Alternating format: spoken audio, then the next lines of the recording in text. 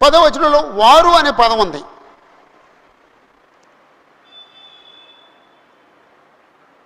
వారు అనే పదం ఉంది.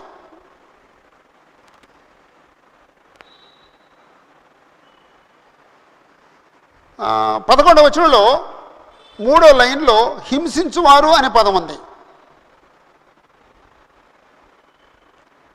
11వ వచనంలోనే వారెన్నడూ అనే పదం ఉంది.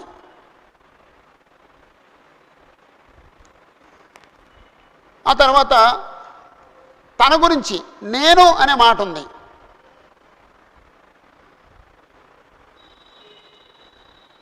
పదవ వచనంలో నాకు, నేను. 11వ వచనంలో నాకు, నన్ను. ఇక్కడ 10, 11 వచనాలు మీరు వారు అనే దానికి సంబంధించిన మాటలు ఒక రంగుతో, ఒక ఇంకుతో, నాకు, నన్ను అనే మాటలు ఒక ఇంకుతో గుర్తుపెట్టుకోండి. అంటే ఇక్కడ ఇద్దరు వ్యక్తులు ఉన్నారు. ఇర్మియా ఉన్నాడు, ఇర్మియాని హింసించేవాళ్ళు ఉన్నారు. ఇద్దరు వ్యక్తులు ఉన్నారు, ఇర్మియాని హింసించేవాళ్ళు. అప్పుడు ఇర్మియా ఏం చేస్తున్నాడు, ఆయన హింసించేవాళ్ళు ఏం చేస్తున్నారు? హింసించేవాళ్ళు ఎలాంటి వాళ్ళు?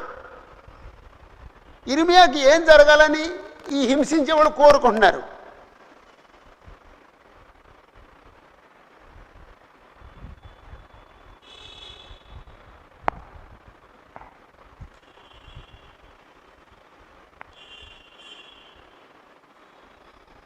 అంటే ఇర్మియాని హింసించే వాళ్ళకి ఉండే పోరాటాన్ని కానీ లేకపోతే వాళ్ళ మనస్తత్వాలు కానీ కనపడతాయి. ఇంకొక ఆయన మధ్యలో ఉన్నారండి, ఇర్మియా నమ్ముకున్న యెహోవా దేవుడు ఉన్నాడండి. అక్కడ 11వ వచనం అంటున్నాడండి, అయితే పరాక్రమ గల సూర్యుని వల్లే యెహోవా నాకు తోడై ఉన్నాడు అంటే దేవుడు ఉన్నాడండి. దేవుడు ఏమై ఉన్నాడు? తన శత్రు తను హింసించే వారికి ఏం జరగాలని ఇర్మియా కోరుకుంటున్నాడు. ఇలాగా మీరు 5 మాటలు రాసుకొని వాళ్ళ గురించి రాసుకోగలిగితే ఓ మంచి చార్ట్ ఏర్పడుద్దండి, మంచి ప్రసంగం ఏర్పడుద్దండి. ఓకే, ఇప్పుడు మళ్ళీ నెమ్మది చదువుదాం. నలుదిక్కుల భయము అని అనేకులు గుసగుసలాడుగా వింటిని.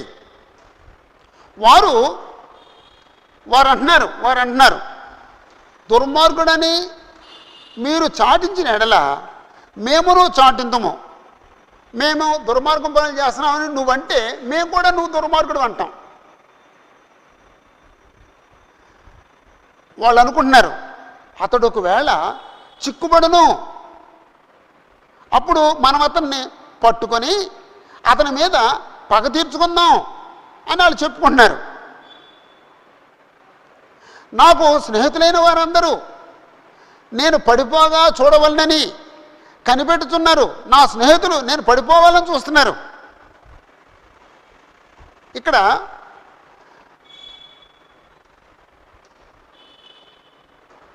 పగవారు లేకపోతే ఎగతాళి చేసేవారు 11వ వచనంలో హింసించువారు అనే మాట అన్నాడు కాబట్టి అది సరిపోద్ది అనుకుంటున్నాను. హింసించేవారు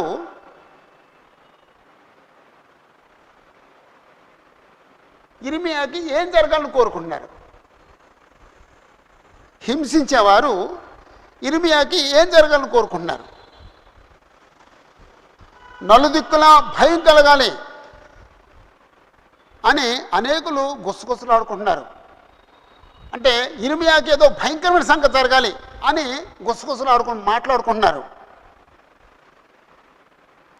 2, ఒకవేళ అతను మనల్ని దుర్మార్గులని అంటే మనం అతన్ని దుర్మార్గుడు అన్నాం. వారు అంటున్నారు, గీత గీశాడు, దుర్మార్గుడని మీరు చాటించిన ఎడల మేమును చాటించుదుము అని వాళ్ళు అంటారు. తర్వాత 3, అతడు ఒకవేళ చిక్కుబడును అంటే అతను చిక్కుబడాలి అన్నాడు. ఎలా చిక్కుబడతాడండి? మాటల్లో చిక్కిస్తారు. ఒకవేళ జంతువులు అయితే ఏదన్నా ఉరి వడ్డి చిక్కించుకుంటారు, పక్షుల్ని వలవేసి చిక్కించుకుంటారు, చేపల్ని వలవేసి చిక్కించుకుంటారు, మనుషుల్ని మాటల్లో పెట్టి చిక్కిస్తారు. కాబట్టి అతడు ఒకవేళ చిక్కుబడును, అప్పుడు మనం అతను పట్టుకుందాం, అతని మీద పగ తీర్చుకుందాం.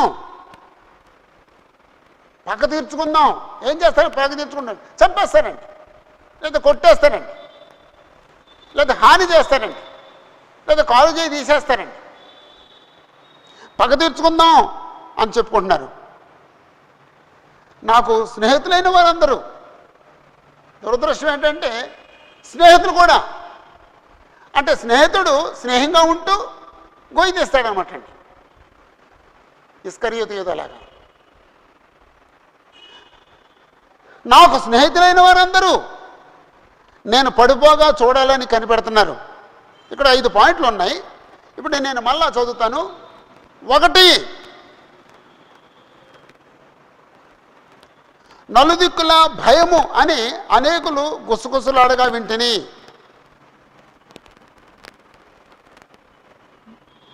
భయము అని అనేకులు గుసగుసలాడగా వింటిని అంటే నలుదిక్కుల భయంకరమైన సంగతులు జరగాలి.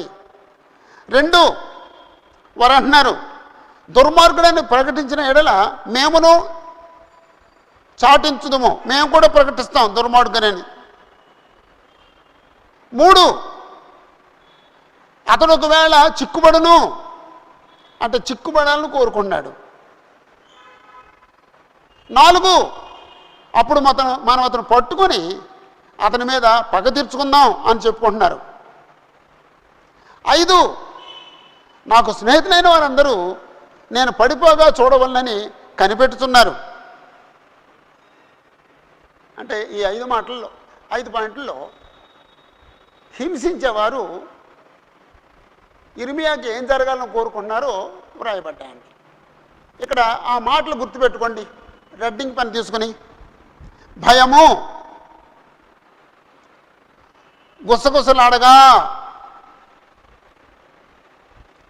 చిక్కుబడును, పట్టుకొని పగ తీర్చుకుందామని, పడిపోగా,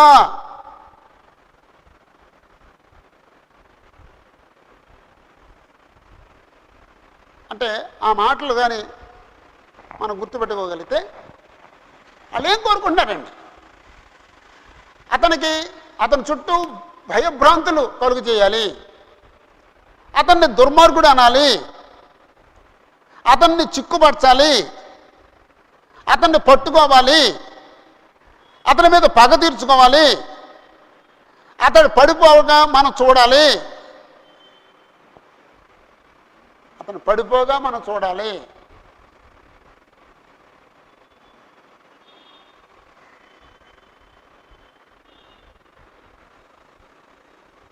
మనం ఎప్పుడైనా మన సహోదరుడు పడిపోతే,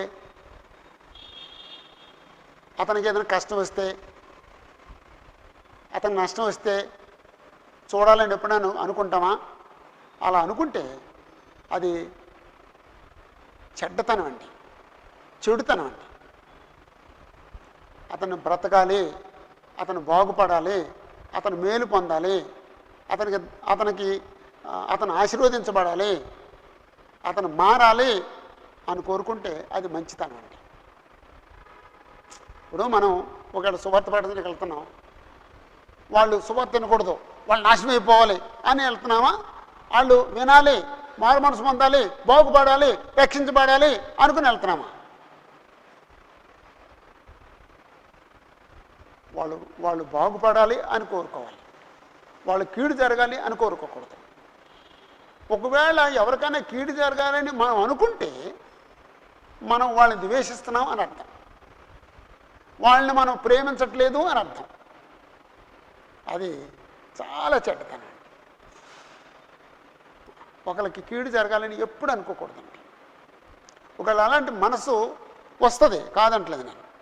వచ్చినప్పుడు అరే ఆ సహోదరుడికి కీడు జరగాలని కోరుకుంటున్నానే, ఇది తప్పు కదా, నేను దేవుని కుమారుని అయ్యుండి ఇలా ఆలోచిస్తున్నానేంటి, యేసుక్రీస్తు ఇలా ఆలోచించదు కదా. అప్పుడు వెంటనే మోకాళ్ళు నుండి తండ్రి నన్ను క్షమించండి, నేను అతనికి కీడు జరగాలని ఎక్కడో మనసులో కోరిక నాకు కలుగుతుంది, నన్ను క్షమించండి, ఆ చెడ్డ ఆలోచన నా మనసులో తీసేయండి అని దేవునికి ప్రార్థన చేసుకోవాలి. దేవునికి ప్రార్థన చేసుకోవాలి, అప్పుడు సెటిల్ అయిపోద్దండి. అలా ప్రార్థన చేసుకోకపోతే మాత్రం ఆ చెడు ఆలోచన మన మనసులో కొనసాగుద్ది. ఇక్కడ తన శత్రువులు తనను హింసించేవారు తన గురించి ఎలాంటి ఆలోచన కలుగున్నారో ఇర్మీయాకి తెలిసింది, ఇర్మీయాకి వినబడింది, ఇర్మీయాకి అర్థమైంది. అప్పుడు ఇర్మీయా ఒక సామాన్య మానవుడుగా వెళ్ళేసి వాళ్ళని ఎదిరించేయగలడు. ఎదిరించలేకపోతే ఎవరైనా పెద్ద మనుషులు కానీ అధికారులు కానీ తీసుకెళ్ళగలడు. తీసుకెళ్ళలేకపోతే ఇక దిక్కెవరండి?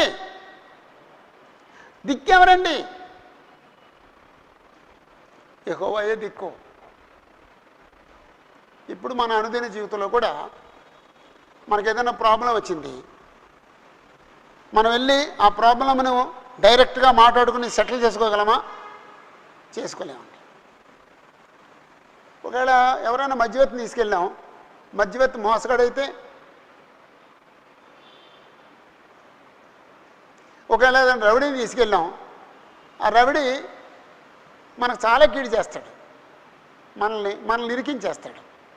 ఎప్పుడు కూడా ప్రాబ్లం సాల్వ్ చేసుకుంటాం కోసం రవిడీల దగ్గరికి వెళ్ళొద్దండి. ఏదో అంటారండి, మనల్ని బ్లాక్మెయిల్ చేస్తాడండి. రాజకీయ నాయకుల దగ్గరికి వెళ్ళొద్దండి. వాళ్ళు ఓట్లు ఎవరి దగ్గర ఎక్కువ ఓట్లు వస్తాయో వాళ్ళ పక్షంగా మాట్లాడతారు తప్ప నీ పక్షంగా మాట్లాడరు.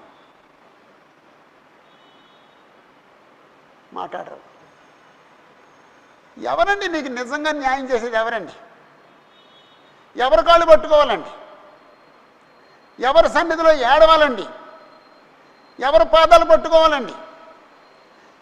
ఎవరి సన్నిధిలో మోకాళ్ళు ఉనాలండి? యెహోవా సన్నిధిలో. ఏదన్నా ప్రాబ్లం వస్తే దేవుని యొక్క సన్నిధిలో మోకాళ్ళు ఉంటే దేవుడే పరిష్కరిస్తాడండి. వాళ్ళు దేవుడు పరిష్కరించకపోతే ఈ శోధనలో, ఈ శ్రమలో, ఈ హింసలో, ఈ అవమానంలో, ఈ ఎగతాళిలో నేను కొనసాగాలని దేవుడు కోరుకున్నాడు అని కొనసాగటమేనండి. దేవుడితో పోరాడతాం, కొనసాగటమే. ఆయన సన్నిధిలో ఏడటమే. ఒకవేళ ఆ కన్నీళ్ళు ఏమైనా దేవుడి మనసును మారుస్తాయేమో. మనకు గొప్ప పాఠం ఉందండి, ఇర్మీయా దగ్గర గొప్ప పాఠం ఉందండి.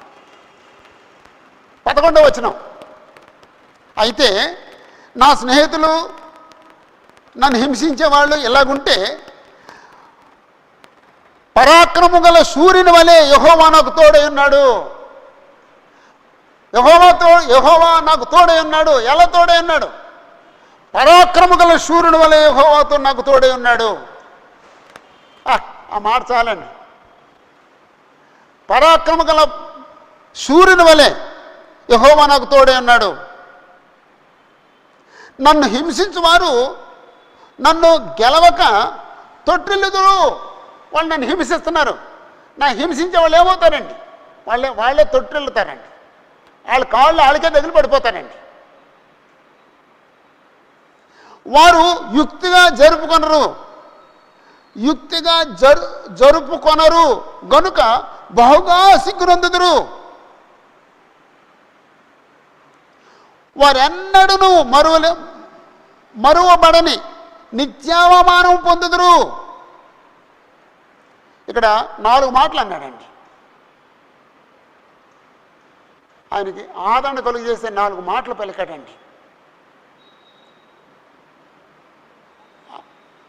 ఆయన నమ్మే 4 మాటలు, ఆయన నిరీక్షణకు ఆస్పదమైన 4 మాటలు యెహోవా సన్నిధిలో పలికాడండి. ఏమిటండి ఆ మాటలు? అయితే అంటే వాళ్ళు నా మీద ఎంత కుట్ర చేసినా సరే, పరాక్రమ గల శూరుని వలె యెహోవా నాకు తోడుగా ఉన్నాడు, అది నిజంగా విశ్వాసంతో పలికితే యెహోవా దేవుడు ఎలా ఫీల్ అవుతాడండి? అవునరా, నేను పరాక్రమ గల శూరుణ్ణి, నన్ను ఆశ్రయించే వారిని నేను విడిచిపెట్టను, నేను న్యాయం చేసే దేవుణ్ణి, అన్యాయాన్ని గెలవనివ్వను, సైన్యములకు అధిపతి యెహోవా అనే పేరు నాకుంది, నేను న్యాయాధిపతిని, నేను పరాక్రమ గలవాణ్ణి, నా ఎదుట ఎవరు నిలవలేరు, నువ్వు చెప్పింది రైట్, నువ్వు విశ్వసించింది రైట్ అంటాడండి దేవుడు. అంటే ఇది పొడి మాటగా అంటే ఆయన హృదయం తాకదండి. ఆ మాట పొడి మాట అయితే దేవుని హృదయాన్ని తాకదండి. ఎలాంటి మాట అయితే దేవుని హృదయం తాకుద్దండి? విశ్వాసంతో కూడిన మాట అయితే దేవుడి హృదయాన్ని తాకుతుందండి.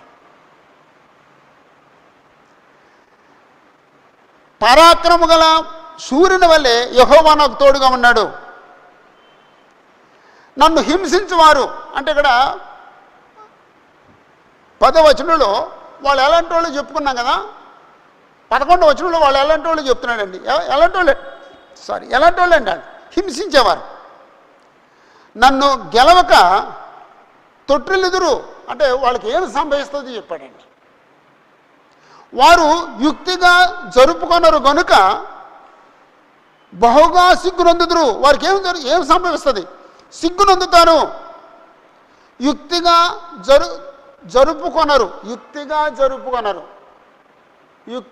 జరుపుకొనరు కనుక వాళ్ళకి సిగ్గు సంభవిస్తుంది, సిగ్గుపడతారు. యుక్తిగా జరుపుకొనరు అంటే ఏంటి? నాకు అర్థం కాలేదు. యుక్తిగా జరుపుకోరు అంటే అర్థం ఏంటి?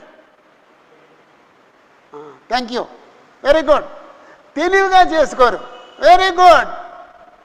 నోట్స్లు రాసుకో. యుక్తిగా అనే చోట తెలివిగా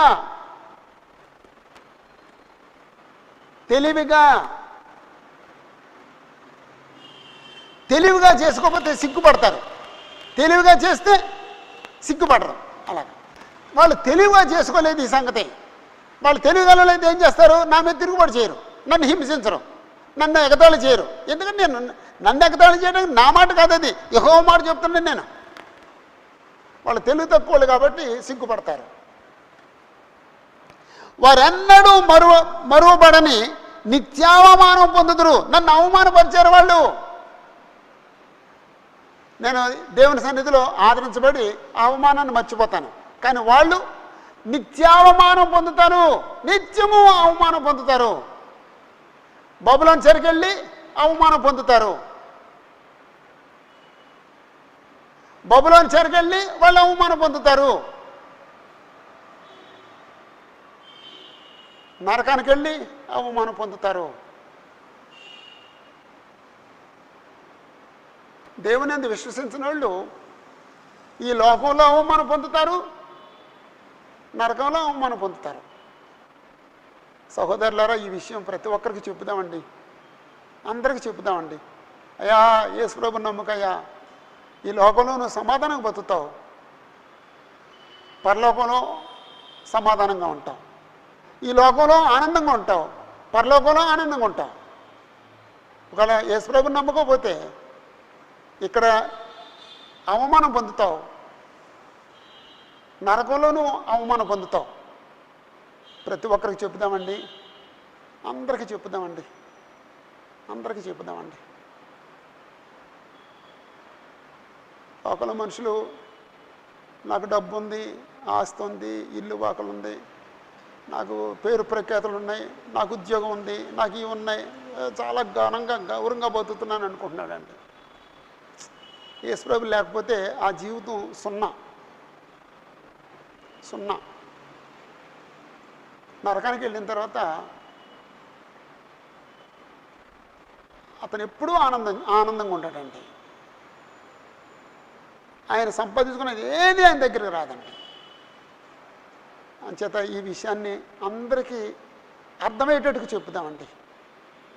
అర్థమయ్యేటట్టు చెబుదామండి. నిత్యావమానం పొందుదురు. 12వ వచనంలో 10వ వచనంలోనేమో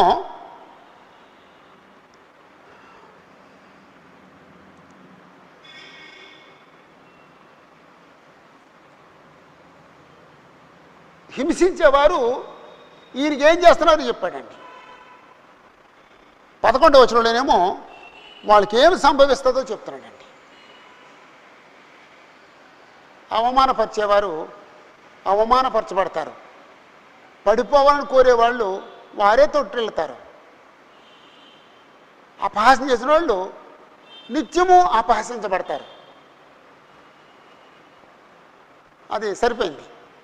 12వ వచనంలో దేవుడి గురించి చెప్తున్నాడండి. నేను ఈ విషయాన్ని దేవుడికి విన్నవించుకున్నాను, నా సంగతి దేవుడికి చెప్పుకున్నాను, దేవుడు న్యాయం తీరుస్తాడు. దాన్ని వివరిస్తున్నాడండి. 12వ వచనం, సైన్యములకు అధిపతి యెహోవా. యెహోవా ప్రార్థనది. నీతిమంతులను పరిశోధించువాడు నీవే, నీతిమంతులను పరిశోధించువాడు నీవే, అంతరింద్రియములను హృదయమును చూచువాడు నీవే. నా వ్యాజ్యమును నీకే అప్పగించున్నాను. నీవు వారికి చేయు ప్రతిదండను నేను చూతునుగాక.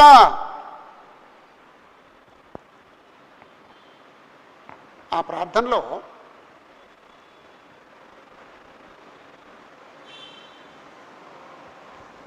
దేవుణ్ణి మహింపరుస్తున్నాడండి. యెహోవా, సైన్యములకు అధిపతి యెహోవా, నువ్వు నీతిమంతులను పరిశోధించేవాడవు. ఈడు నీతిమంతుడా దుర్నీతిపరుడా పరిశోధించేవాడు నువ్వే. లోకంలో ఎవరు పరిశోధించలేరండి. లోకంలో మనం పై సంగతులు చూసి మోసపోయి మంచోడు అంటాం. ఒకవేళ మనకు నచ్చినప్పుడు అతను చెడ్డోడు అంటాం. అది తప్పే, ఇది తప్పే. యెహోవా దేవుడే రైటు, నీతిమంతుల్ని పరిశోధించేవాడు. ఇక్కడ నీతిమంతుడు ఎవరండి? ఇర్మియా నీతిగా బ్రతికవాడు. ఇర్మియాని పరిశోధించేది ఎవరండి? ఇప్పుడు వాళ్ళు ఇర్మియా పడిపోవాలని చూస్తున్నారు, లేకపోతే ఇర్మియాని ఎగతాళి చేస్తున్నారు. ఇర్మియా దేవుని ప్రవక్త, గౌరవించబడవలసిన వ్యక్తి, కానీ వాళ్ళు ఎగతాళి చేస్తున్నారు. దేవుడు చూస్తున్నాడండి. అదే చెప్పాడండి. నీతిమంతులను పరిశోధించువాడు నీవే, అంతరింద్రియములను హృదయమును చూచువాడు నీవే. అంతరింద్రియం ఎవరికి కనపడదు? యెహోవాకు తప్ప. హృదయం ఎవరికి కనపడదు? యెహోవాకు తప్ప. నా వ్యాజ్యము, నాకు ఒక వ్యాజ్యం ఉంది, నాకు ఒక కేసు ఉంది. నా వ్యాజ్యాన్ని నీకు అప్పగిస్తున్నాను. నేను మనుషులకి ఎవరికి అప్పగించట్లేదు. ఎందుకంటే మనుషులు ఎవరూ నాకు న్యాయం చేయరు. నా వ్యాజ్యాన్ని నీకు అప్పగిస్తున్నాను. నీవు వారికి చేయు ప్రతిదండన నేను చూతునుగాక. కాబట్టి నేను నీతిమంతుణ్ణి, వారు దుర్మార్గులు, నువ్వు వారికి ప్రతిదండన చేస్తావు. ఆ ప్రతిదండన నేను చూస్తాను. అంటే 12వ వచనంలో ఏం చెప్పాడు అనమాట అండి? యెహోవా సర్వజ్ఞతను గురించి చెప్పాడండి. ఓకే, శత్రువులు ఇలాగ అనుకుంటున్నారు, దేవుడు నాకు తోడుగుండి ఇలా చేస్తాడు, యెహోవా ఇలా చేయాలని నేను కోరుకుంటున్నాను, దేవుడు తప్పకుండా నాకు వాళ్ళకి ప్రతిదానం చేస్తాడు, నేను చూస్తాను. అప్పుడు ఏం చేస్తాను? నేను దేవుడిని స్తుతిస్తాను. అంతేనండి. ఆఖరి మాట అదేనండి. ఆ ప్రార్థనలో ఆఖరి మాట ఏమిటంటే 13వ వచనం, యెహోవాను కీర్తించుడి, యెహోవాను స్తుతించుడి, దుష్టుల చేతిలో నుండి దరిద్రుల ప్రాణమును ఆయనే విడిపించుచున్నాడు, యెహోవాను కీర్తించుడి. మనం కూడా ఏదైనా కష్టం వచ్చినప్పుడు దేవునికి ప్రార్థన చేసి దేవునికి విన్నవించుకున్న తర్వాత యెహోవాను స్తుతించుడి, యెహోవాను కీర్తించుడి, దరిద్రులుగా న్యాయం చేసేవాడు యెహోవాను కీర్తించుడి, యెహోవాను కీర్తించుడి అనుకోవాలండి. నేను యెహోవాను స్తుతిస్తున్నాను అని పాటలు పాడుకోవాలండి. ఆయన నాకు మేలు చేస్తాడు పాటలు పాడుకోవాలండి. ఆయన నన్ను ఈ కీడుని తప్పిస్తాడు పాటలు పాడుకోవాలండి. నాకు న్యాయం చేస్తాడు పాటలు పాడుకోవాలండి. అన్న గుడ్రాలుగా ఉండి బిడ్డలు లేక ఎంతో కాలం దుఃఖించింది. ఏలీ చెప్పాడు, నీకు బిడ్డ కలుగుతాడు వెళ్ళిపో అంటే, నువ్వు కోరుకున్నది దొరుకుతుంది వెళ్ళిపో అన్నాడండి. ఇక అక్కడి నుంచి ఏడవలేదటండి. అది విశ్వాసం అండి. అది బిడ్డ కలిగాడు. ఆమె దేవుడికి ఇచ్చిన మాట ప్రకారంగా పాలు విడిచే వరకు ఆమె దేవుని సన్నిధికి వెళ్ళలేదు. పాలు విడిచే వయసు వచ్చిన తర్వాత బిడ్డను తీసుకెళ్ళి దేవుని సన్నిధిలో విడిచిపెట్టి దేవునికి కృతజ్ఞతాస్తులు చెల్లించిందండి. దేవునికి కృతజ్ఞతాస్తులు చెల్లించింది. మనం కూడా ఏదైనా కష్టం వచ్చినప్పుడు దేవుడికి చెప్పేసి పాటలు పాడుకోవాలండి. నాయనా నాకు ఈ కష్టం వచ్చింది, నువ్వు తీరుస్తావు, నువ్వు తీర్చు అని చెప్పేసి ఆ భారం ఆయన మీద పెట్టేసి మనం పాటలు పాడుకోవాలండి. అప్పుడు ఏమవుతుందండి, హృదయం తేలికైపోద్దండి.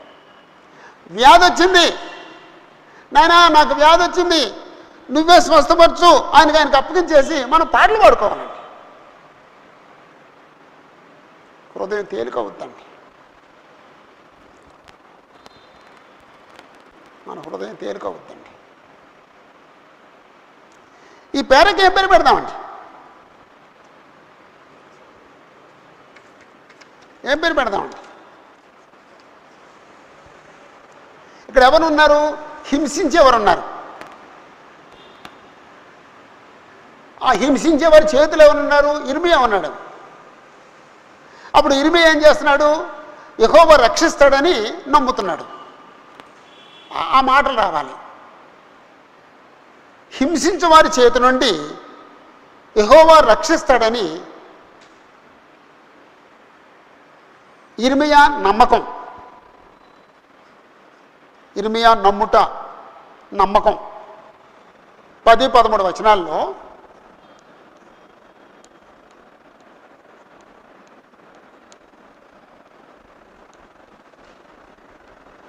హింసించు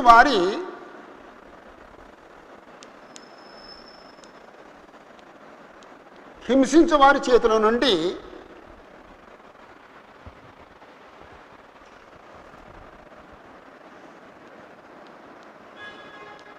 యెహోవా రక్షిస్తాడని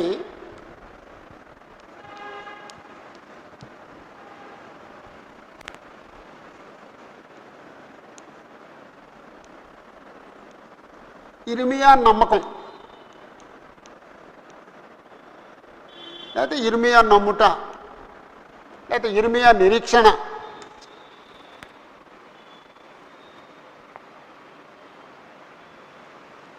నేను మరలా చెప్తున్నాను, ఈ పేరాల్ని అంటే 7-9 వచనాలు, 10-13 వచనాలు మీరు నెమ్మదిగా ఒకసారి చదివేసి, రెండోసారి చదివేసి, మూడోసారి చదివేసి, అలా ఓ 10 సార్లు చదివేస్తే ఇంకా ఈ రెండో ఆలోచన రాకుండా చేయాలండి. కొంత చదివితే నాన్న గుర్తొచ్చి, అమ్మ గుర్తొచ్చి, భార్య గుర్తొచ్చి, పిల్లలు గుర్తొచ్చి, అది గుర్తొచ్చి, అది అలా కాదు. ఏది మనసులో రానివ్వకుండా దాన్నే చదివితే కానీ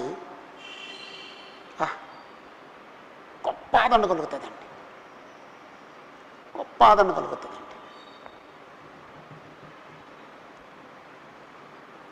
గొప్ప బోధ దొరుకుతుందండి. గొప్ప హెచ్చరిక దొరుకుతుందండి. గొప్ప ఆదరణ దొరుకుతుందండి. గొప్ప ధైర్యం దొరుకుతుందండి. తండ్రి అయిన దేవుడి మీద ఇంకా ఎక్కువ నమ్మకం కలుగుతుందండి. దయచేసి అలా చదివి ప్రయత్నం చేయండి. ఒకవేళ నీ మనసుకు అలాంటి ఆదరణ దొరికితే నాకు ఒక్కసారి ఫోన్ చేయి. ఎవరైనా సరే నాకు ఒకసారి ఫోన్ చేయండి. బ్రదరు, నాకు ఆదరణ దొరికింది, నేను చాలా ధైర్యపరచబడ్డాను, నేను చాలా ఆనందించాను, జస్ట్ ఒక్క మాట చెప్పండి చాలండి. చాలండి.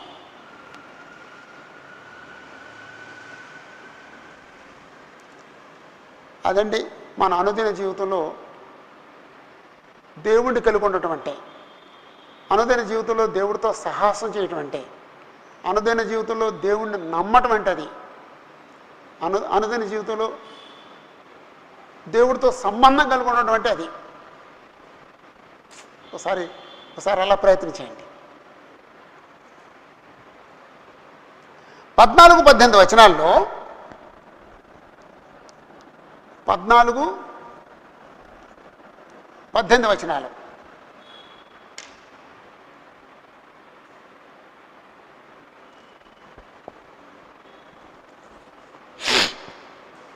మనలో ఎవరికైనా సరే కష్టం వచ్చినప్పుడు, బాగా కష్టం వచ్చినప్పుడు ఏమనుకుంటామండి?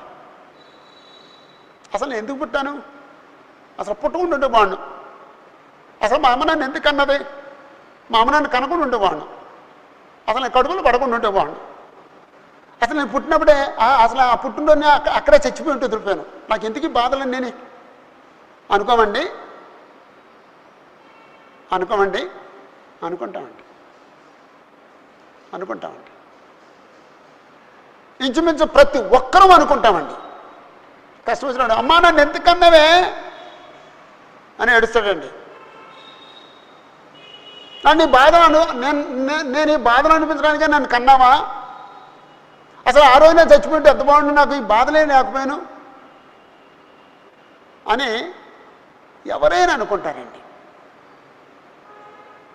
అది తప్ప రైట్ అని నేను చెప్పట్లేదు, కానీ అది ఆవేదన.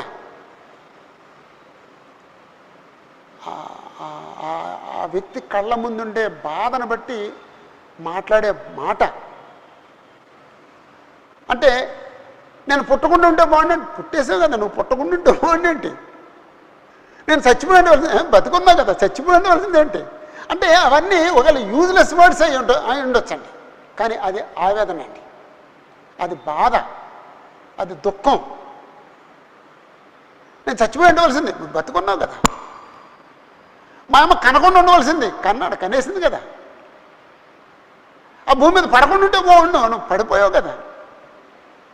అంచేత అవన్నీ కూడా అర్థం లేని మాటలు అవ్వచ్చు, కానీ వేదనతో కూడిన మాటలు,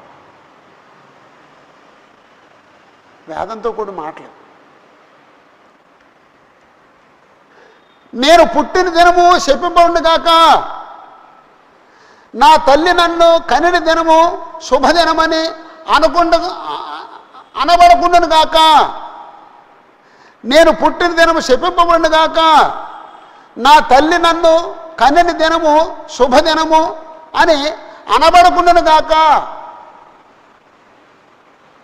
అంటే ఇర్మియా తన పుట్టిన దినమును శపించుట.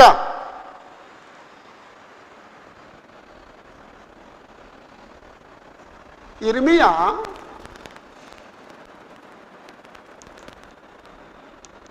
తన పుట్టిన దినమును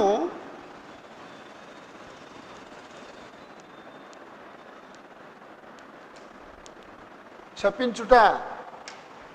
కష్టంలో ఉన్నవాడేమో పుట్టిన దినాన్ని శపించుకుంటాడు, సుఖంగా ఉన్నవాడు పుట్టినరోజు చేసుకుంటాడు. పుట్టిన రోజుకి వచ్చిన వాళ్ళేమంటారండి, ఇలాంటి 100 పుట్టినరోజు చేసుకోవాలని మీరు అంటారండి, శుభ్రంగా భోజనం చేసి. కష్టంలో ఉన్నాడు ఏమంటాడండి,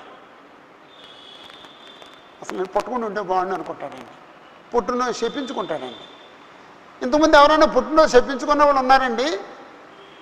ఎవరైనా శపించుకున్నారా? తెలీదు. యోబు శపించుకున్నాడు. యోబు 3వ అధ్యాయం వేసుకోండి. యోబు 3వ అధ్యాయం వేసుకోండి. ఖాళీగా ఉన్నప్పుడు చదవండి ఒకసారి. ఆయన కూడా ఆయన పుట్టినరోజు చెప్పించుకున్నాడండి. ఏంటి పుట్టినరోజు ఎందుకు చెప్పించుకున్నాడు? అంత నీతిమంతుడు, న్యాయవంతుడు, యథార్థవంతుడు, దేవుని చేత మంచి పేరు పొందినాడు. ఆయన ఎందుకు చెప్పించుకున్నాడు? ఆయనకు వచ్చిన కష్టం ఎంతంత కష్టం కాదండి. నేను పుట్టింది ఎంత కష్టం అనిపించడానిక? అసలు నేను పుట్టకుండా వదిలిపోయాను. అలాగా భక్తులు చెప్పించుకున్నారు. దేవుడు ఏమైనా దాన్ని తప్పు, అది పాపం అని దానికి ఏమైనా శిక్ష విధించినట్టుగా ఎక్కడ ఉందా? లేదండి. తన బాధను వ్యక్తం చేసుకున్నాడు తప్ప అతనేం పాపం చేయలేదండి. యెహోవా దాన్ని పాపంగా ఎంచినట్టుగా కూడా మనకు కనపట్లేదు. ఓకే, 5వ వచనంలో 15వ వచనంలో, నీకు మగపిల్ల పుట్టినని నా తండ్రికి వర్తమానము తెచ్చి అతనికి, అంటే నా తండ్రికి అధిక సంతోషం పుట్టించిన వాడు శాపగ్రస్తుడు కాక. ఇప్పుడు శాపం ఎవరు కట్టండి? వార్త తెచ్చిన వాడికి శాపం అంటండి. అంటే వార్త ఎవరు తెస్తారు? ఏమో, ఒకవేళ తండ్రి ఇంట్లో ఉన్నాడు, భార్యకి లేకపోతే యజమాని ఇంట్లో ఉన్నాడు, యజమానురాలికి ఎక్కడ నొప్పులు వస్తున్నాయి, ఎవరో పురుడు పోశారు, ఒకవేళ మంత్రసానులు ఎవరు ఉండి పనిచేస్తారు. బిడ్డ పుట్టిన తర్వాత ఆ పెద్ద దాసుడు ఎవరో ఒక అతను వచ్చి, అయ్యా తమరికి బిడ్డ పుట్టాడండి, కుమారుడు పుట్టాడండి, లేకపోతే కుమార్తె పుట్టిందండి అని చెప్తారండి. ఎవరో వార్త చెప్తారు. నిజంగా ఆ యజమాని ఏం చేస్తాడండి? ఒకవేళ రాజు అయితే అతనికి ఒక హారం తీసి, నాకు బిడ్డ పుట్టాడని శుభవార్త చెప్పినందుకు ఇదిగో నీకు హారం అని ఇస్తాడండి. ఇంకా సామాన్యుడైతే ఆనందించి అతనికి బట్టలు పెడతాడండి. కానీ ఇక్కడేమన్నాడండి? ఏ వ్యక్తి అయితే నీ కుమారుడు పుట్టాడని నా తండ్రికి శుభవార్త చెప్తాడో వాడు శాపగ్రస్తుడవును గాక. ఓకే, ఒక ఇరిమియా పుట్టినప్పుడు ఒకవేళ ఎవరన్నా వెళ్ళి ఇరిమియా తండ్రితో నీ కొడుకు పుట్టాడు అని చెప్పాడు అనుకోండి, ఇప్పుడు అతను శాపగ్రస్తుడు అయి ఉంటాడా? అవడండి. ఈయన ఆవేదన తప్ప ఆయనకి ఏమీ సంభవించదండి. ఆ వార్త చెప్పిన అతనికని ఈ మాటలకని ఏమీ సంబంధం ఉండదండి. ఇది ఇర్మియా వేదన మాత్రమే.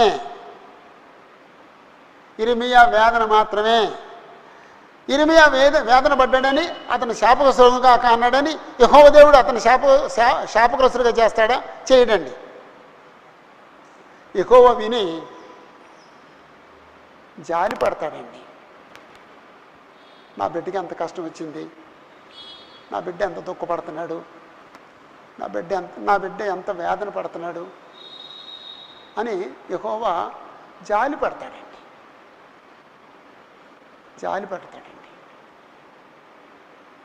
ఆ వార్త తెచ్చిన వ్యక్తిని దేవుడు శపించడండి. పూర్వకాలంలో రాజులకు కానీ ధనవంతులకు కానీ ఒకవేళ పెత్తందారులు ఉన్నవాళ్ళు వచ్చి లేకపోతే మేనేజర్స్ వచ్చి అలాంటి వార్తలు చెప్తారేమో. ఇప్పుడు ఎవరు చెప్తారండి? మన ఇంట్లో ఒకవేళ బిడ్డ పుట్టిందని ఎవరు చెప్తారండి? మంత్రసాని చెప్పుద్దండి, అయ్యా మగబిడ్డ పుట్టాడయ్యా, కూతురు పుట్టిందయ్యా నీకు అని చెప్తారు. హాస్పిటల్ అయితే ఎవరు చెప్తారండి? నర్సులు చెప్తారండి, లేకపోతే డాక్టర్ గారు చెప్తారండి, మీకు బాబు పుట్టాడండి, బాగున్నాడండి, 3.5 కేజీలు ఉన్నాడండి, ఇదిగో ఈ బాబుని చూడండి అని చేతికిస్తారండి. ఇప్పుడు డాక్టర్లు కానీ డాక్టర్మ్మ గారు కానీ నర్సులు కానీ ఆయాలు కానీ చెప్తారండి. అప్పట్లో ఒకవేళ ధనవంతులైతే వాళ్ళ ఇంట్లో ఉండే పెద్ద దాసుడు ఆ విషయం తీసుకొచ్చి చెప్తాడు.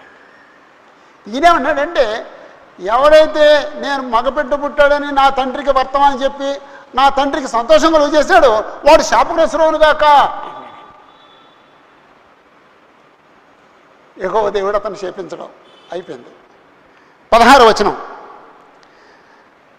నా తల్లి నాకు సమాధిగా ఉండి ఆమె ఎల్లప్పుడూ గర్భవతిగా ఉండినట్లు అతడు గర్భంలోనే నన్ను చంపలేదు కనుక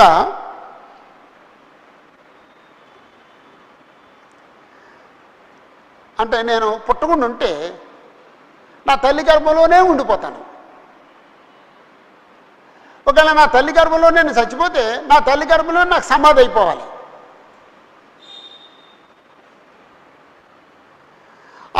అతడు నన్ను చంపలేదు కనుక అన్నాడండి. అంటే అతను చంపడు. నా తల్లి నాకు సమాధిగా నుండి ఆమె ఎల్లప్పుడూ గర్భవతిగా ఉన్నట్లు అతడు గర్భములోనే నన్ను చంపలేదు కనుక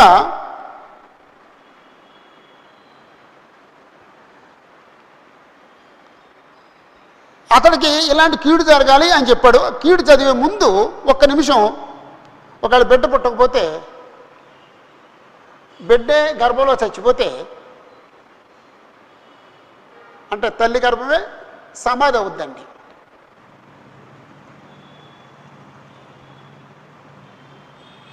ఒకవేళ నర్స్ అయితే డెలివరీ చేసినప్పుడు అసలు నేను పుట్టకుండా అసలు నా తల్లి గర్భంలో నన్ను చంపేసి ఉంటే ఆ నర్సు గారు లేదా డాక్టర్ అమ్మగారు నన్ను చంపేసి ఉంటే అంటున్నాడు అనమాట అండి.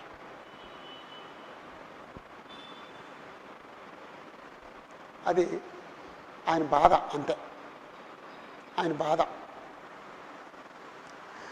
అయితే నన్ను చంపలేదు కనుక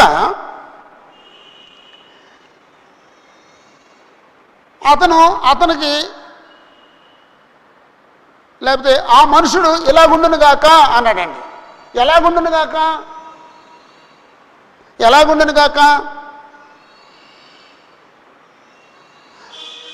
ఆ మనుషుడు పట్టణం వలె ఉండును గాక, పట్టణముల వలె ఉండును గాక. దేవుడని యెహోవా నశింపజేసిన పట్టణముల వలె ఉండును గాక. యెహోవా ఏమాత్రం సంతాపము లేక సంతాపపడకుండా నశింపజేసిన పట్టణముల వలె ఆ మనుషుడు ఉండును గాక. ఏ పట్టణాలని యెహోవా దేవుడు సంతాపపడకుండా నశింపజేశాడండి? సొదొమ గొమొర్రా పట్టణాలని నశింపజేయడానికి యెహోవా సంతాపడ్డా? సంతాపడలేదండి. నీనివే పట్టణాన్ని గురించి యెహోవా సంతాపడ్డా? సంతాపడ్డాడండి. ఎందుకంటే వాళ్ళు మారుమనసు పొందారు కాబట్టి సంతాపడ్డాడండి.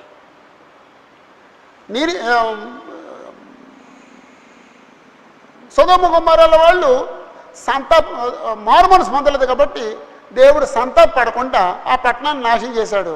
ఇప్పుడు ఈయన ఏమంటాడంటే, నా తండ్రికి నేను పుట్టిన వార్త తీసుకొచ్చిన వ్యక్తి సొదొమ గొమొర్రాలాగా నాశనం అయిపోను కాక అన్నాడండి.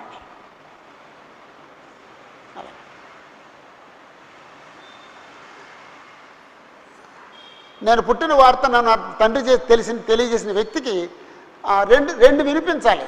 ఏంటి? ఉదయం ఆర్తధ్వని వినిపించును గాక, మధ్యాహ్న కాలమందు యుద్ధధ్వని అతడు వినుగాక. అంటే ఎప్పుడు అతని జీవితంలో ప్రశాంతంగా ఉండకూడదు, ఎప్పుడు యుద్ధధ్వని వింటూ ఉండాలి. ఆ యుద్ధం వల్ల సామాన్య ప్రజలు ఆర్తనాదాలు చేస్తారు, ఏడుస్తారు. ఆ ధ్వని అతనికి వినపడాలి. అతను ప్రశాంతంగా ఉండకూడదు అన్నాడండి. ప్రశాంతంగా ఉండకూడదు. చివరి వచనం 18వ వచనం, కష్టమును దుఃఖమును చూచుటకై నా దినములు అవమానముతో గతించిపోవునట్లు నేనేలా గర్భములోని వెడలు తిని, అసలు నేను ఎందుకు పుట్టాను? ఈ కష్టాలు చూడటానికి పుట్టానా? ఈ దుఃఖాలు చూడటానికి పుట్టానా? నా దినాలు అవమానంతో గడిచిపోవడానికే నేను పుట్టానా? 3 మాటలు వాడాడండి. అసలు నేను ఎందుకు పుట్టాను? ఈ కష్టాన్ని చూడటానికే పుట్టానా? ఈ దుఃఖాన్ని చూడటానికే పుట్టానా? నా దినాలు అవమానంతో గడిచిపోవడానికే నేను పుట్టానా? నేను అసలు ఎందుకు పుట్టాను?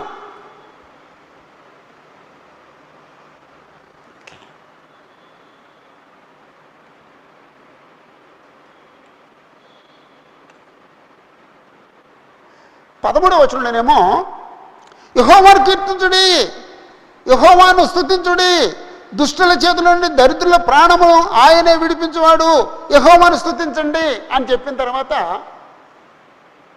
ఈ మాటలు ఎందుకు మాట్లాడాడండి? ఓకే, మీలో ఎవరైనా ఒకసారి ఆలోచించండి. ఇర్మియా ఇంత కష్టాన్ని గురించి, ఇంత దుఃఖాన్ని గురించి, ఇంత అవమానాన్ని గురించి మాట్లాడుతున్నాడు కదా. ఈయన తనకొచ్చిన కష్టాన్ని గురించే మాట్లాడుతున్నాడా? తనకొచ్చిన అవమానాన్ని గురించే మాట్లాడుతున్నాడా? తనకొచ్చిన దుఃఖాన్ని గురించే మాట్లాడుతున్నాడా? ఇంకా దేని గురించైనా మాట్లాడుతున్నాడా? ఒకసారి ఆలోచించండి. ఆలోచించి నాకు వెంటనే సమాధానం చెప్పండి. మాస్టారు, ఆయనకు వచ్చిన దుఃఖాన్ని గురించే మాట్లాడుతున్నాడా? ఇంకేదన్నా దుఃఖం గురించి మాట్లాడుతున్నాడా? నువ్వు చెప్పలేదు. ఆయనకు వచ్చిన దుఃఖం గురించేనే ఇంత మాట, ఇంత వేదన అంతాను. ఇంకేదన్నా దుఃఖం ఉందా? ఆయనకు వచ్చిన కష్టం గురించే మాట్లాడతాడు. ఇంకేదన్నా కష్టం ఉందా? అంతేనండి. ఇప్పుడు ఈయనకు వచ్చిన కష్టం ఎంత? ఈయనకు వచ్చిన దుఃఖం ఎంత? ఈయనకు వచ్చిన అవమానం ఎంత? కానీ ఇశ్రాయేలుకు వచ్చిన కష్టం ఎంతండి? యూదులకు కలిగిన దుఃఖం ఎంతండి? ఇశ్రాయేలు కలిగిన అవమానం ఎంతండి? ఈయన గురించి మాత్రమే దుఃఖపడుతున్నాడు అనుకుంటున్నారా? యూదా దేశానికి జరిగే నష్టాన్ని గురించి దుఃఖపడుతున్నాడు అనుకుంటున్నారా? ఈయన కలిగిన దుఃఖం చాలా చిన్నదండి. ఈయనకి వ్యక్తిగతంగా వచ్చిన కష్టం చాలా చిన్నదండి. ఈయనకి వ్యక్తిగతంగా కలిగిన అవమానం చాలా చిన్నదండి. కానీ సొలొమోను కాలంలో ఇశ్రాయేల్ రాజ్యం, ఆ యుగం గోల్డెన్ ఏజ్ అండి. అది బంగారపు యుగం. వెండి లెక్కలేని, గోడలకి బంగారం పొదగలిగిన, మణుగులు బంగారం కలిగిన, ఎవరూ యుద్ధం చేయని, ఎవరితోనూ శత్రుత్వం లేని, అందరూ వచ్చి బహుమతులు ఇచ్చే కాలం. ఎంత వైభవం అండి అది. మొదటి రాజులు 11వ అధ్యాయాలు చదివితే ఆ సొలొమోను కాలంలో ఇశ్రాయేలు అనిపించిన వైభవం ఎంత వైభవం అండి. మన సొలొమోను గురించి చెప్పుకున్నాం. మీరు ఎవరైనా చదివారంటే 11 అధ్యాయాలు? మీరు నిజంగా చదవకపోతే మాత్రం మిమ్మల్ని నేను దూషిస్తున్నాను. ఇప్పుడైనా 11 అధ్యాయాలు చదవండి. ఆ వైభవం ఒకసారి చూడండి. అలాంటి వైభవం కలిగిన రాజ్యం ఇప్పుడు ఏమైపోతుందండి? చెరకెళ్ళిపోతుందండి. భార్యలు, పిల్లలు ఇలాగా చేతులకి సంకెలు వేసి, చేతులు కట్టేసి, బట్టలు లేకుండా నడిపించి తీసుకెళ్తారండి. బానిస బ్రతుకు అనిపిస్తారండి. యెరూషలేము దేవాలయాన్ని పడగొట్టేస్తారండి. దేవుని యొక్క సంపద అన్ని దేశాన్ని తీసుకుపోతారండి. రాజుగారి సంపద పట్టుకుపోతారండి. ధనవంతుల సంపద అంతా పట్టుకుపోతారండి. అవమానపరుస్తారండి, హేళన చేస్తారండి. మహిమ గల దేవుని యొక్క దేవాలయాన్ని పడగొట్టేస్తారండి. ఇంత అవమానం చూడటానికైనా నేను ఈ లోకంలో పుట్టింది, ఇంత కష్టాన్ని అనుభవించడానికైనా నేను ఈ లోకం పుట్టింది, ఇంత దుఃఖాన్ని అనుభవించడానికైనా నేను ఈ లోకంలో పుట్టింది. ఒకవేళ ఎవరైనా నిన్ను అవమానపరిస్తే, నిన్ను హేళన చేస్తే అది చాలా చిన్న సంగతి. క్రీస్తు ప్రభు యొక్క సంఘాన్నే హేళన చేస్తే, క్రీస్తు ప్రభు యొక్క సంఘాన్నే హింసిస్తే, క్రీస్తు యొక్క సంఘాన్నే అవమానపరిస్తే, క్రీస్తు సంఘానికి అవమానం కలిగేటట్టుగా నువ్వు ప్రవర్తిస్తే అందుకే నువ్వు పుట్టావా? నీకు అవమానం కలిగినా పర్లేదు, అది చాలా చిన్నది. క్రీస్తు ప్రభు యొక్క సంఘానికి అవమానం కలగకూడదు. క్రీస్తు సంఘం అవమానపరచబడేట్టుగా నువ్వు ప్రవర్తించకూడదు. క్రీస్తు సంఘం నవ్వులు పాలవ్వకూడదు. నువ్వు నవ్వులు పాలైనా పర్లేదు, అది చాలా చిన్న సంగతి. ఇరిమియాకు వచ్చిన కష్టం చాలా చిన్నది. యూదులకు వచ్చిన కష్టం, యోధాకు వచ్చిన కష్టం చాలా పెద్దది.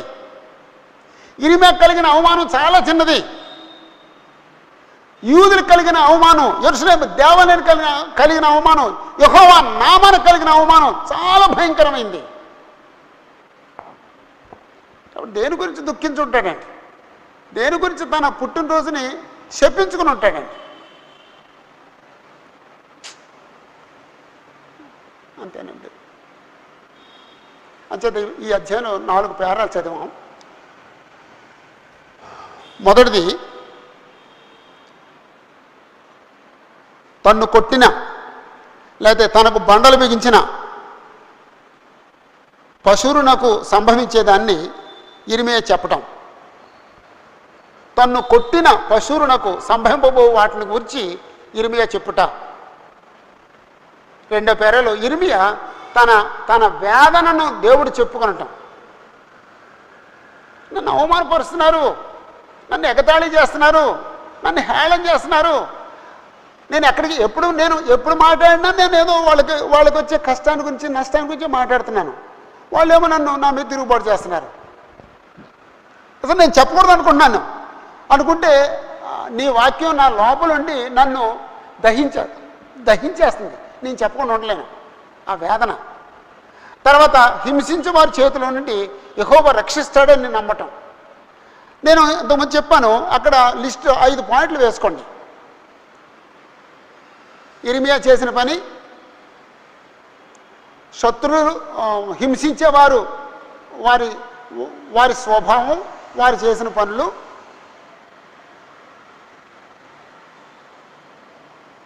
యెహోవా ద్వారా కలిగే సహాయం, ఇరిమియా వారికి ఏం కలగాలని కోరుకున్నాడో అది. అలాగా ఒక లిస్టు తయారు చేయండి. దాని కింద ఈ పాయింట్స్ రాసుకోండి. అద్భుతంగా ఉంటుందండి. కానీ గొప్ప సంగతి ఏంటంటే 11, అయితే అలాంటి కష్టంలో కూడా పరాక్రమ గల సూర్యుని వల్ల యెహోవా నాకు తోడుగా ఉన్నాడు. అది స్కెచ్ పెన్తో గుర్తుపెట్టుకోండి ఆ మాటని. చివరిగా ఇరిమియా తన పుట్టిన దినాన్ని శపించుకుంటాడు. తనకొచ్చిన కష్టాన్ని బట్టి శపించుకుంటున్నాడా? ఇశ్రాయేలు కలగబోయే కష్టాన్ని బట్టి శపించుకుంటున్నాడా? తనకు వచ్చిన కష్టం ఎంత? ఇశ్రాయేలు ప్రజలకు వచ్చిన కష్టం ఎంత? అది ఒకసారి కొంచెం సీరియస్గా ఆలోచించండి. అప్పుడు ఈ యజ్ఞాన్ని దేంతో గుర్తుంచుకుందామండి? ఈ మొదటి మాటతో గుర్తుంచుకుందామండి.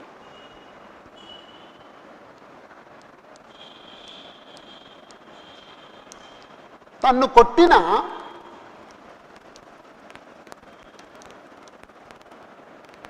పశువునకు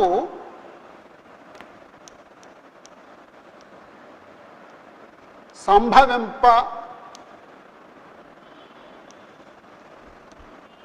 బోవు వాటిని గూర్చి ఇరిమియా చెప్పుట. తన్ను కొట్టిన పశువునకు సంభవింపబోవు వాటిని గూర్చి ఇరిమియా చెప్పుట. ఆ మొదటి మాట హెడ్డింగ్గా గుర్తుంచుకోండి. చాలా ఓపికగా దేవుని యొక్క వాక్యం విన్న మిమ్మల్ని అందరినీ అభినందిస్తున్నాను. మంచి పాఠాలు దొరికినాయి. ఒక మనిషి ఇంకో మనిషిని కొట్టకూడదు. మనుషులు ఇతరుల్ని హింసించకూడదు. లేకపోతే తమకు నీతిని నేర్పిన వారిని హింసించకూడదు. నీతిని నేర్చుకోవాలి, లేకపోతే విడిచిపెట్టేసేయాలి, అంతే తప్ప హింసించవలసిన అవసరం లేదు. కానీ మనకి ఎలాంటి కష్టం వచ్చినా సరే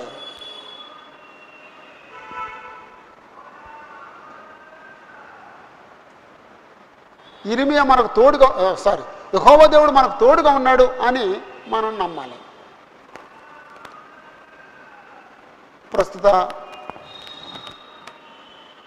ప్రపంచానికి భయంకరమైన కీడు సంభవించింది. దాని కొరకు అందరం ప్రార్థన చేద్దాం. ప్రార్థన.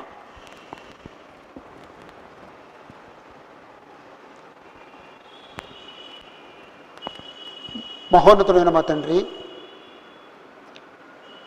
సర్వకృపానిధివగు మా నాయన, మీరే దేవుడని, సకల యుగాల్లో మీరే దేవుడని మేము నమ్మి సర్వలోకానికి చాటి చెప్పగలిగినట్లుగా మాకు సహాయం చేయమని వేడుకుంటున్నాము. పాపానికి ప్రతిఫలం ఎంత భయంకరంగా ఉంటుందో మేము చూస్తున్నాము, మేము వింటున్నాము. కాబట్టి అలాంటి పాపం జోలికి పోకుండా మమ్మల్ని కాపాడమని వేడుకుంటున్నాము. మాకు ఎలాంటి కష్టం వచ్చినా సరే పరాక్రమం గల మహాబలవంతుడైన మీరు మాకు తోడుగా ఉన్నారని నమ్మి విశ్వాసంగా బ్రతకడానికి సహాయం చేయండి.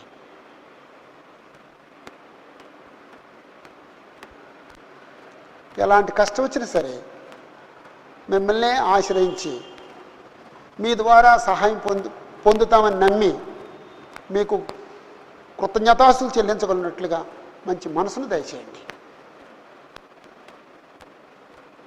మమ్మల్ని పట్టి పీడిస్తున్న ఈ భయంకరమైన కరోనా నుండి మమ్మల్ని ప్రపంచాన్ని తప్పించమని, సువార్త కలిగిన ఆటంకాన్ని తొలగించి సువార్త మరింత విస్తృతంగా జరిగేటట్లుగా అనుకూలమైన పరిస్థితులు మాకు దయచేయమని వేడుకుంటున్నాము.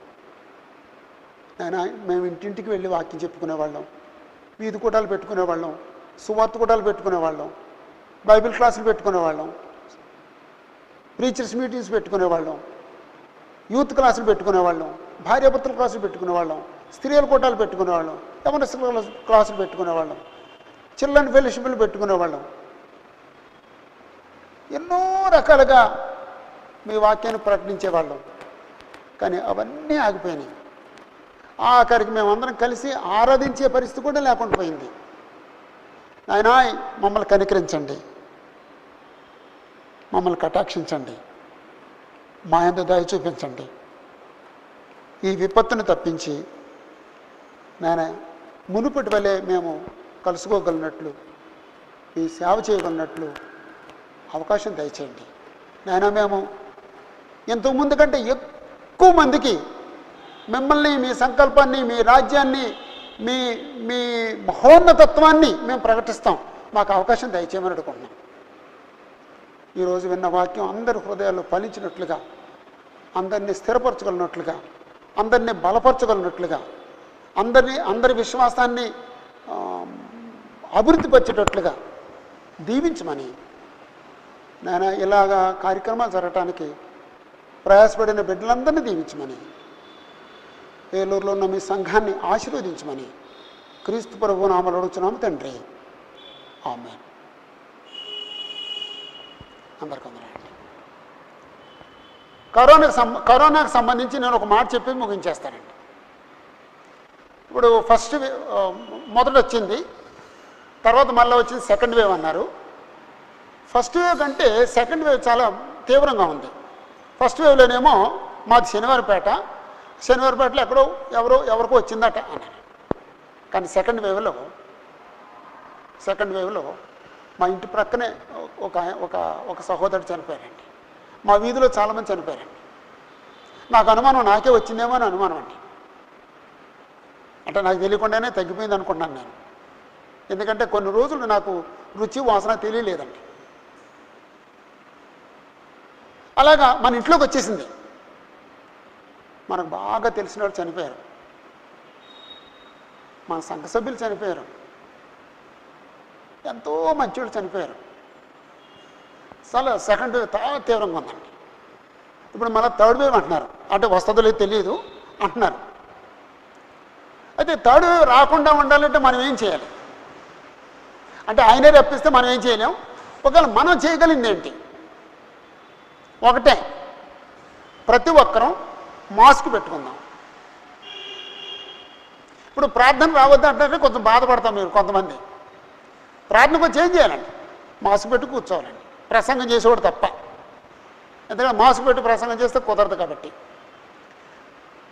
దయచేసి అందరం మాస్క్ పెట్టుకుందాం. శుభ్రమా చేతులు ఎవరన్నా కట్టుకుంటారండి, ఏదో పనికి మళ్ళీ మురుగులే తప్ప.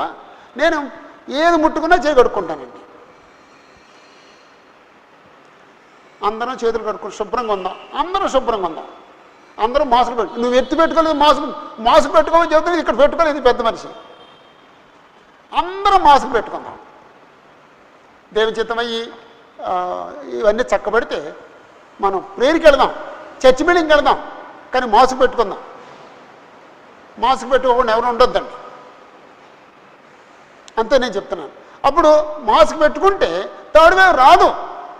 ఒకవేళ ఎవరికన్నా ఉన్నా నీకు రాదు, నువ్వు ఎందుకు మాస్క్ పెట్టుకున్నావు కాబట్టి. మాస్క్ని ఏదో కవచం ఉన్నాడండి ఎవరికి ఆయన. తర్వాత వ్యాక్సిన్లు ఇస్తున్నారు, నిర్లక్ష్యం చేయకుండా త్వరగా వ్యాక్సిన్ వేసుకుంటే ట్రై చేయండి. ఏదో మనకి ఇమ్యూనిటీ పెరుగుద్దట, వ్యాధి నిరోధక శక్తి పెరుగుద్దట.